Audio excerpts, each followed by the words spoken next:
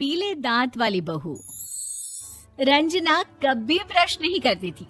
उसे कितनी बार उसके माँ बाप ने डांटा, लेकिन उसका कोई असर उस पर होता ही नहीं था, जिस कारण से उसके दांत पीले पीले हो जाते हैं। शादी के बाद अरे बहू, वैसे तो तुझ में कोई कमी नहीं है, पर तेरे दांत इतने पीले कैसे हैं बेटा? कैसे मतलब? कोई सर्जरी थोड़ी ना कराइए। वो तो क्या नाम, मैं ब्रश नहीं करती थी तो पीले हो गए। अब क्या करूं? आप कहें तो लाल करवा लूं या फिर काले? यार ये क्या है, क्यों माँ से लड़ रही हो? लड़ रही हूँ? अरे मैं लड़ रही हूँ या ये बोल रही है कि दांत पीले हैं, पीले। अरे तपस्या थोड़ी ना की है इन्हें पीले करने के लिए। बकायदा ब्रश नहीं किया है 20 साल तक, तब जाकर। छी, कैसी बात कर रही हो? ये उस वक्त तो पीले नहीं थे जब हम लोग तुम्हें देखने आए थे। अरे तब साफ करवा लिया होगा डेंटिस्ट के पास जाकर। अब देखो कैसे पीले पीले लग रहे हैं। रंजना सास की तरफ गुस्से से देखती है। फिर शुरू हो गई पीले पीले पीले। अरे पीले तो तब भी थे जब मेरे हाथ का रसगुल्ला उड़ा उड़ा कर खा रही थी और बोल रही थी, लड़की नहीं गुणों का खजाना दे रहे भाई साहब आप। खैर अब वो लोग करते भी तो क्या करते, पीले दांत वाली बहू पल्ले पड़ी थी तो झेलना तो था ही। एक दिन कीर्तन में रंजना गाना गा रही थी। अरे कमला बहन, माँ का द्वार है, यहाँ तो सब शुद्ध होकर आते हैं, फिर अपनी बहू को ब्रश भी नहीं करवाती तुम। दूर से पीले पीले दांत भक्ति में बाधा उत्पन्न कर रहे हैं। अरे कोई 2 साल के बच्चे थोड़ी ना लेकर आई हूँ मैं बहू बनाकर। अच्छी खासी लड़की है, अरे कैसे करवाऊं ब्रश? ये तो उसे खुद करना चाहिए ना। अब माँ बाप तो इसके जैसे तैसे निपटा दिए, ये नहीं सोचा कि सास कैसे संभालेगी। सास बहू को लेकर घर आ जाती है, लेकिन सोच लेती है कि अब इसे लेकर कहीं नहीं जाएगी। अगले रोज बहू कहती है, अरे क्या हो गया, मंदिर नहीं जाना क्या? कीर्तन का वक्त हो रहा है। मेरी मधुर वाणी से कान्हा जी जागते हैं और सोते हैं। आप तो जानती है ना उनकी भक्ति में कितना मन लगता है मेरा। वो क्या है ना, तबीयत ठीक नहीं लग रही है मेरी, आराम करूंगी मैं। तबीयत ठीक नहीं लग रही? अभी तो मिथुन के गाने पर नाच रही थी आप, और अब बोल रही है कि तबीयत ठीक नहीं लग रही। अरे भक्ति में मन लगा लो सासू माँ, ऊपर जाना है, क्या मुंह दिखाओगी आप? हाँ? सास को बहू की बात पर गुस्सा आ जाता है। मैं क्या मुंह दिखाऊंगी, इसकी चिंता तो ना कर, समझी? अपने मुंह की चिंता कर, जो ये पीले पीले दांत लेकर हर जगह पहुंच जाती है। पता है लोग कितना मजाक बनाते हैं। ना जी ना, मैं नहीं जाना कहीं तेरे साथ। तो ये बात है। कोई ना, मत जाओ, मैं अपने कमरे में ही बैठकर भक्ति कर लूंगी।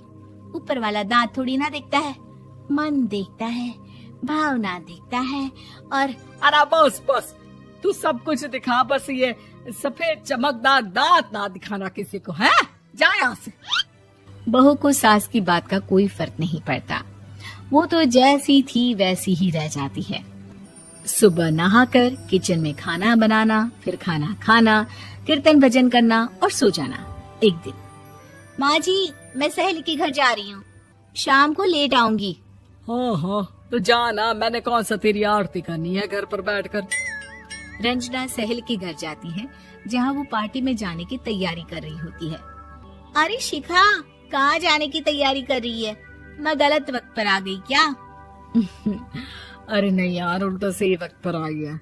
मैंने ये साड़ी और ज्वेलरी निकाली है यार, शाम को इनके ऑफिस की एक पार्टी में जाना है। बताना कैसा लग रहा है ये सब? नहीं यार, इस ड्रेस के साथ तो वो वाली ज्वेलरी अच्छी लगेगी। हाँ हाँ सही बोल रही है, मैंने ध्यान ही नहीं दिया। वैसे तो हमेशा से मस्त फैशन सेंस रखती है। तो बड़ा जाती होगी ना पति के साथ पार्टी में। रंजना कुछ नहीं बोलती, बस सोचती है कि यार काश ये बात सही हो जाती, पर मैं क्यों नहीं जाती पार्टी में? क्या इन लोगों की कोई पार्टी होती नहीं होगी? रंजना घर आती है और रात में पति से सवाल करती है, एक बात बताइए, आप मुझे किसी पार्टी में क्यों नहीं ले जाते? क्या आपके यहाँ ऑफिस में पार्टी नहीं होती? पति बेचारा क्या कहता कि दांत पीले हैं तुम्हारे इसलिए। अरे कोई पार्टी होती नहीं हम लोगों के ऑफिस में, तो कहाँ से लेकर जाऊं? और मार्केट, मॉल, कहीं वीकेंड घूमना, कहीं तो। अरे यार, सारे हफ्ते में एक छुट्टी मिलती है, तो सोचता हूँ कि आराम ही कर लूं। क्यों?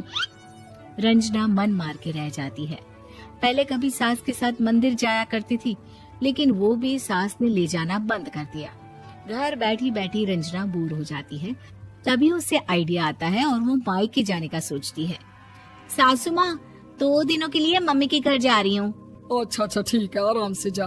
और हाँ, माँ से कुछ अच्छी आदत सीख कर आना कि कैसे शरीर के हर भाग की तरह दांतों की सफाई भी जरूरी होती है, समझी? शुरू हो गई ना आप। वो लोग आपकी तरह नहीं है कि छोटी छोटी बात का बतंगड़ बना दे। उन लोगों के लिए मैं मायने रखती हूँ, ना कि मेरे पीले पीले दांत।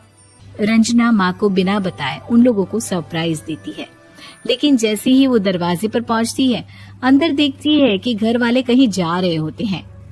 अब माँ, काश रंजना दीदी के दांतों वाली प्रॉब्लम नहीं होती, तो वो भी हम लोगों के साथ चलती ना बुआ जी की बेटी की शादी में। हाँ बेटा, लेकिन अब उसे कौन समझाए कि उसको उसके पीले दांत नहीं दिखते, लेकिन उसके आसपास के लोगों को कितना एम्बैरेसिंग फील कराते हैं। मुझे तो कितनी बार उसके स्कूल की टीचर ने शिकायत की कि उसके साथ कोई लड़की बैठना भी नहीं चाहती, और ना ही कॉलेज में कोई उससे बात करना चाहता था। लेकिन पता नहीं क्यों उसे ये बात समझ में ही नहीं आती। कोई कमी नहीं है उस लड़की में, बस यही कि दांत पीले हैं। वो तो भला हो जीजाजी और उनकी माँ का, जो दीदी को जैसी है वैसे ही रखा हुआ है। रंजना को अपने घर वालों की बात सुनकर बहुत दुख होता है। वो सोचती है कि वो क्या करे, लेकिन फिर वो सीधा डेंटिस्ट के पास जाती है, अपने दांत चमकाती है और कसम खाती है कि वो रोज ब्रश करेगी। अरे क्या हो गया? तुम तो 2 दिनों के लिए गई थी ना, पर कोई ना, अच्छा है, चलो आ गई तो। रंजना सास के सामने आकर खड़ी हो जाती है और पूरी स्माइल करती है, उसके चमकदार दांतों को दिखाती हुई। चले मंदिर। माँ, मुझे माफ कर दीजिए, मैंने आप लोगों को बहुत एम्बैरेसिंग फील करवाया। मैं आज से रोज ब्रश करूंगी।